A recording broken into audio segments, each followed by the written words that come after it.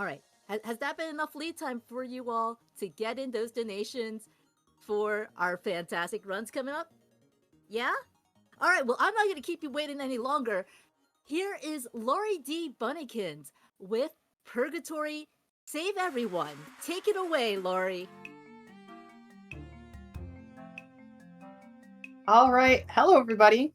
Welcome to Purgatory. My name is LaurieDBunnykins, and this is a super cute, short and sweet point and click adventure where we are dead. Rest in peace. It's just a really, again, cute, short, sweet, very fun time. I am here with Niv. How are you doing today? I'm doing pretty good.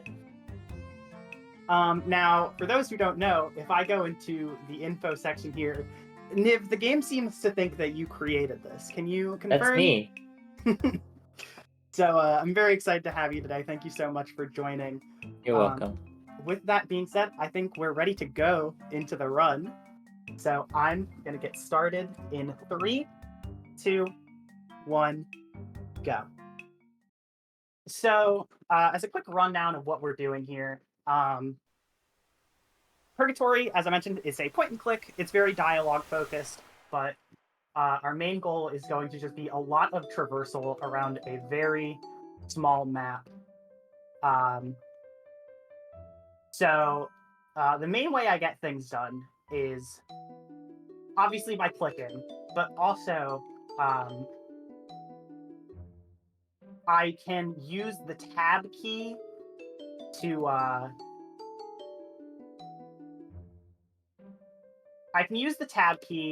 activate fast forward, and then in dialogue options I can actually use the number keys to pick the options without having to move my mouse onto them, and that lets me create a really good flow between exploring around the map and talking to the NPCs. So to start off, I've picked up so far a few snow globes and a ladder. Thank you all so much for donating towards the Easter egg incentive. You guys will see what those two things are used for later. But for now, I'm going to start on the character storylines here. The big gist of the category I'm running is that I want to save everybody that is in Purgatory with me. So I have 7 different characters where I have to sort of deal with different storylines that all involve doing different things. Which goes from finding things around the map, playing little mini games like this one where I need to find 8 flowers in the time limit, which is sometimes really tricky, sometimes really easy. This run was about average, I'd say. But the most important part of the run is the routing that I go around the map, because what I'm going to do here is I'm starting to get Numa, the gardener snail. I'm going to be trying to get her to ask someone out. And when I go get Elijah to help her write a poem here, I'm going to have to wait out a timer before I can advance that storyline any further. And those timers are advanced when I move screens. So from this point on, the route turns from just trying to find the right thing to do to trying to start a bunch of timed events all at once and basically repeatedly circle around the map in order to advance certain events. And try not to waste time while nothing is going on. So, as I talk to Natalie here, we've met everybody, we've kind of gone around the whole map, and I've gone through a few drawbridges just to make sure we have shortcuts, we can get back to certain places easier. But for the most part, at this point, it's mostly navigation. So I have a quick question for you, Niv, because the original game jam you made this for, the art style is very cute and simplistic, and the whole theme of the game jam was these like minimal art styles. Was the character color thing, what was your main motivation for that? Is there any symbolism in the colors in particular, or did you just think it was kind of a good way to differentiate between them? Oh, I don't think I've been asked this before. I honestly think it was on a whim. I think when you're making a game in a week, a lot of if you make a game in a week that later turns into a 2-year project, a lot of times you just make decisions without thinking about it that you have to just stick with coming years. I think the colors were one of those. Even the species, like a lot of them, I was just like, "What's a cool animal? Owl. Okay, done." And then it just kind of worked with it for the coming years.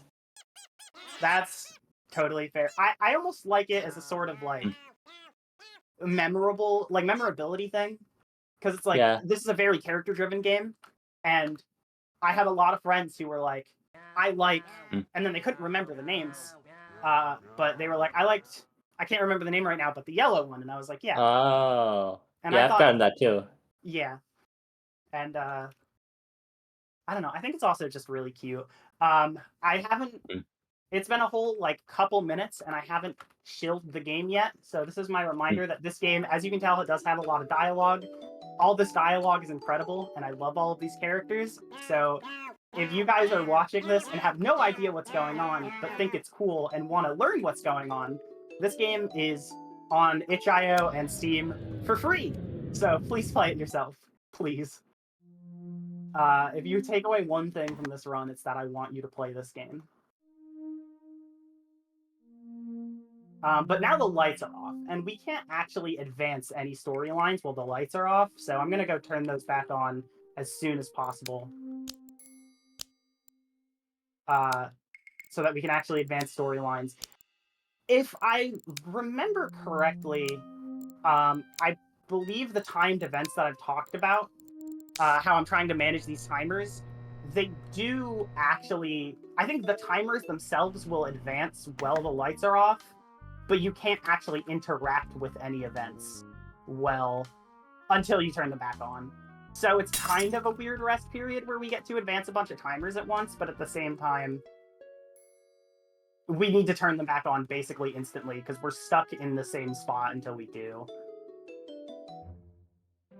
But now we are going to get to basically the end of our first storyline here of 7. We're not going to do the very last step, but this is like the big moment of our first one. Oliver's story is actually really useful in the run because there are like 3 events that happen in this storyline where we just sort of get teleported around the map. And there's a few other stories that do this. For example, when I do this, you're about to see me teleport like about 4 screens to the right for this event. But Oliver is one of the most useful characters for just transporting around the map. So shoutouts to Oliver. He's also my favorite. And then here we're going to have our first cutscene that's like this. This is like a little cutscene where you gain a memory back, and it happens when you finish up a storyline. So that's actually our first 2 characters saved. And we are now going to work on the other 5 because those 2 are done. So the sort of crux of the save everyone here is that when we finish a storyline, we will save them in the ending portion. And we technically, for a while, have had access to finish the game, but we haven't finished all the storylines, so we want to do that first. And here we get to draw a little mural on the wall. I'm not very good at drawing mushrooms, but I figured for this event, it was only fitting. Yeah! It's beautiful, Laurie. Thank you. So, now we're moving on to giving people a bunch of invites to the Everything Slam. If you see this poetry slam poster, that's a bit taken down on the screen I was just on to the right. We're going to host another one, but there's going to be a lot more than just poetry. So that's really big. And it's one of my favorite moments, too. Again, play this game yourself if you want to see it with the text not moving as fast as it is. But I just really like this game. So I guess I have a follow-up question for you, Niv, which is, and I believe the last marathon we did together, I asked you something like this, but you mentioned earlier how a lot of ideas just have to come to you really quickly when you're doing a game jam, and you just have to fly with them. Are there any particular characters that you kind of had an idea for before you started work, or did you kind of make all of these up pretty quickly? That was a long time ago. That's fair. Shoot.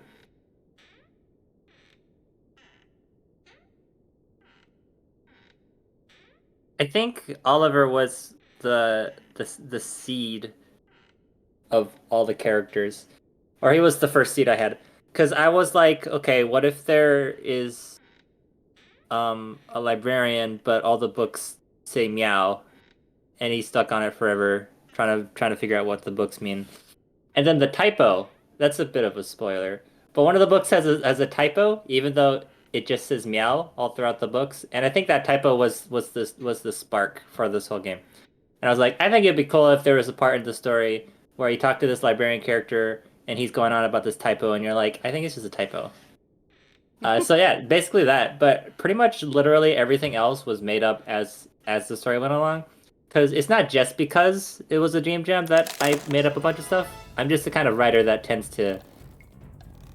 I can't write very well if I try to plan it in advance. So I really do need a lot of it to be spontaneous. It turns out fine most of the time. That's really fun. I think it's really funny that the typo is where it all began. Because that's like, it depends when you get to that. Because in this run, for example, we get to it super early.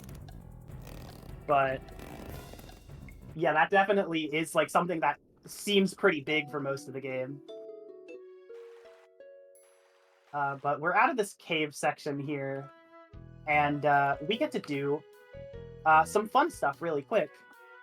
Because you guys, I've collected all 7 snow globes, so you guys get to see the first of the 2 Easter eggs. Freedom? Salvation this way. That sounds promising. Woo! This is our freedom, guys. Kim-soon. She groans. I can't believe I ate the whole thing. The whole what? Thing. Ugh. You have no clue what this might have been. Is this metal? How did she even eat this? A pile of half-eaten debris. Some sort of poster. So there's our salvation. And for a second Easter egg, I get to grab that cat toy off the seal egg. And then we'll get back to that one. That one is not finished yet, but, you know, it's good to have cat toys. We'll come back to it. Before we go back to that, though, we do have 2 more stories to finish. These 2 aren't connected, but we finished them around the same time. So there's the second one. And now we just have one more thing to do. So I'm going to head down and have a somewhat long cutscene. We're going to have the Everything Slam, so everyone's going to basically do a talent show presentation. And this song in particular is one of the few spoilers I don't want to get too deep into. So if you have any donations, now's the good time for a quick one. Oh, absolutely. And just a reminder, it is donations like this one I'm about to read that helped us reach the $339 we raised for that Easter egg incentive for this game. So thank you all so much for your generosity to Point of Pride. Barashil sent in $10 saying, we already petted 1 dog this marathon. It's only fair we pet this one too. That went towards our target for Curse Crackers coming up tomorrow, the Pet the Dog incentive. You know what? That's excellent. Donate the animal for the animal incentive during the animal game. Of course. So for the cat toy Easter egg, I gave the cat in this main room the cat toy, and now they're the devil. Don't worry about that. All cats are, if you think about it. Don't worry about it. Also, that lamp is gone. Goodbye. So this is sort of the ending sequence of the game here. Pretty much, we have to just talk to a bunch of characters. You know, we get to talk to them about events through the game, and eventually we'll go into the big room ourselves. But for now, it's just a little bit of quick dialogue before the ending. I think it's supposed to make you feel bad if you didn't talk to anybody, but we definitely talked to everybody. I mean, it's not meant to make you feel bad, but it definitely feels better if you've talked to people. For sure. So now we're gonna do our interview about how we did as dead. Because, you know, even when you're dead, you have to be a good person. But there is one more Easter egg here. Since we put the cat toy on, and he's still wearing it despite being the devil, we can ask, why are you still wearing that cat toy? Why am I... Really? You want to know why I'm still wearing this cat toy? Yeah? Well, I'll have you know it's because I like it, okay? So it's fun to play with, sue me. And that is the other Easter egg you all donated for. Thank you so much. I think I told this story before, but the first time I ever did that Easter egg, I did it without thinking. And then I watched my friend play this game, and they were like, what is the ladder for? Why did I pick up a ladder at the beginning of the game and just never use it? And I totally forgot about it until a while later. But time is going to be coming up shortly. We have saved everybody, and now everybody is in heaven. So time is going to be now. Yay! GG's. So yeah, that was Purgatory. I'll skip the credits song because I'm trying not to spoil everybody. And we can do our shout outs on this image of this rotating cat, I think, because it's beautiful. So first off, biggest shout out I want to make is Niv, my co-commentator, person who made the game. Again, thank you so much for being here and also making this game. This is one of my favorite games ever. You're welcome, and I am flattered. It's once again free on itch.io and Steam. If you want to play it, please. It's one of the best things I can recommend if you have a free 4 hours over the weekend. Maybe a little bit longer. I guess depends on your reading speed, but a couple of hours, you know? I also want to shout out to all of the individual friends who told me about this game or told me to play it. I can't really name all of them individually, but if you're watching this and you know me, I'm probably shouting you out. I'd also like to get shout out, obviously Power Up with Pride for having me for this run and letting me show off this game, because again, this is a game that's very small, but I still love it a lot, and I'd love the opportunity to show off amazing games like this, so thank you so much. And that's all I really have to say. Niv, if you have any shout outs you want to make, please do. This time around, I'll just shout out my boyfriend. I was actually not dating them when I made this game, but their voices in the credits, singing. And you know, if you're on Spotify sends you like an artist Wrapped, where it tells you how many people replayed your song this year. And I only have one song on Spotify, which is the credit song to this game. And when I see something 30,000 plays or so many thousand listeners, I'm like, wow, that's crazy. And they're all just listening to my music in my boyfriend's voice, mainly because they love this game so much. So that gives me some sort of feelings. That's the Molly. My playlist. Yeah. But that's all, yeah. All right. Well, thank you so much. Thank you so much, Power Up for Pride, for having me for this game. And also, thank you in advance for having me on Sunday afternoon for Hylix 2. If you want to hear my voice again for some reason, you can watch me play the trippiest game you've ever seen. on Sunday. So thank you so much for taking my games. All right, well, you all heard the runner. If you want to catch more of her, tune back in on Sunday for Hilux 2. That's a speed run that's also very, very trippy. But thank you. This game, I feel like the screen sums this up perfectly. It was It's beautiful. Exactly. We do have more fantastic runs coming up. I do want to read this one donation before I let you all go because it does name you, Laurie. Jason LaRose sent in $64 and said, "Hello, Laurie. Hello, Power Up. Hope you all are doing well." Thank you so much for your generous donation, Jason. And that brings our total up over $1,800 raised so far for Point of Pride. Wow, y'all. Now, Point of Pride is the charity that we are raising money for this event. They are a trans-led 501c3 nonprofit organization that have served tens of thousands of people in all 50 states and over 100 countries by providing access to gender-affirming health and wellness services. The money we raise will go to their various support programs, including their HRT Access Fund, which is a scholarship-like program that provides 12 months of free medical care for trans folks seeking gender-affirming hormone replacement therapy, HRT, via their telehealth partners.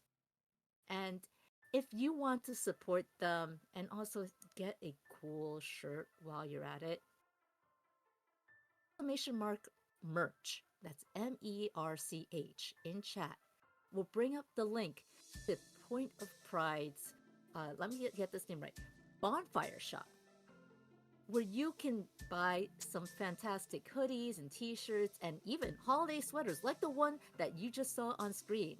And, not only that, we have merch here at Power Up with Pride. We've got some fantastic merch made just for this event with some wonderful designs by our staff. Please go check it out. The links are right there in chat. Thank you so much for bringing those links up. And you're not going to want to miss on any of that. And all proceeds go to Point of Pride. Isn't that amazing?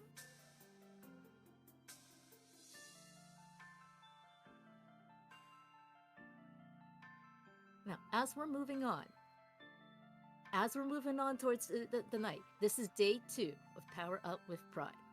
And friends, we've been around for a little while here. This event, this group raising funds for great charities, great causes, supporting LGBTQ plus youth.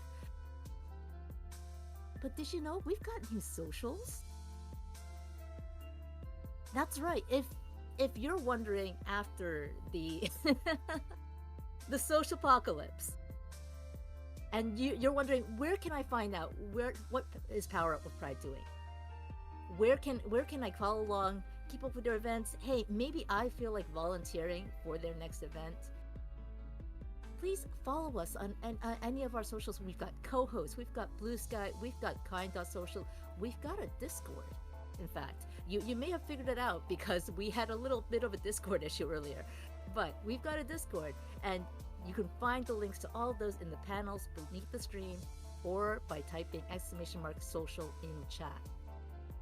We're running all this weekend, and you will find them uploaded in the marathon after the marathon has ended on our YouTube channel as well.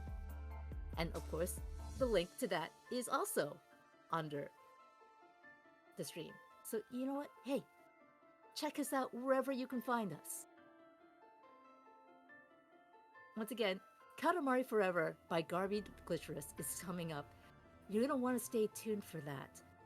But you still can make a very important impact on how we finish out that run because we have the final level music bid war. Again, your choices are Scorching Savannah High School, Shadow and Light, Lonely Rolling No More, Everlasting Love and You, or Gin and Tonic and Red Red Roses, YMCK 8 Now, my personal favorite of these options is actually Gin and Tonic and Red Red Roses. It is a little far behind the pack at $0, but I mentioned that Shadow and Light is the runner, is Garby's preference, and you all brought it because Shadow and Light is in the lead at $60, But Everlasting Love Plus You is not far behind at $25 raised, or if you are a fan of Scorching Savannah High School or Lonely Rolling No More, make sure you select those when you make those donations. You can bring that quickly up in the race or add to the top of the pack. And of course, you can still select a target when you select a poll option. One of the options we have is We Play, which will be going on tomorrow by SN MIDI. And they have a Tanks 1 player 2 controller incentive. And does sound like a wild time? So go ahead, make your donations, make sure you select your incentives when you donate, because we can't adjust those after the fact, unfortunately. But we would love to have your donations make an impact on what we're doing here at Winter Pride 2023.